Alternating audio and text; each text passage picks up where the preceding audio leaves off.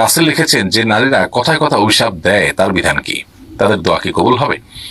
নারী হোক আর পুরুষ হোক, কথায় কথা অভিশাপ দেওয়াটা এটা ভালো জিনিস নয়। নবী করিম সাল্লাল্লাহু আলাইহি সাল্লাম তার সম্পর্কে হাদিসে বর্ণিত হয়েছে যে নবী করিম সাল্লাল্লাহু আলাইহি সাল্লাম তিনি লাআন, তাআন, ফাহিশ এবং বাযী ছিলেন না, অর্থাৎ কথায় কথা অভিশাপকারী, মানুষকে দোষারোপকারী, তারপর অশ্লীল উক্তিকারী, অশ্লীল কাজ করা মানুষ, অথবা নিচু কথা বলা, নিচু চিন্তার এরকম কোন চরিত্রের থেকে আল্লাহ নবী সাল্লাল্লাহু আলাইহি ওয়াসাল্লাম পবিত্র ছিলেন। তার মানে তিনি কখনো এগুলো করতেন না।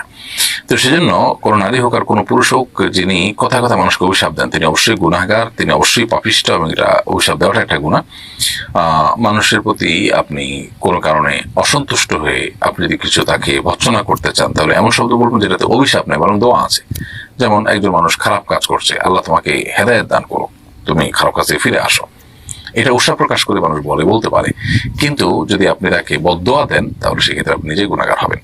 অতএব এটা নারী পুরুষ সবার জন্য সমান, কিন্তু এর মানে এই না যে অভিশাপ দিলে তার দোয়া কবুল হবে না, এমন কোনো কথা কোরআনে কোথাও নেই। তবে পাপিষ্ট হওয়ার কারণে আল্লাহর রহমত থেকে তিনি বঞ্চিত হবেন সেটা তো বলাই ভালো না।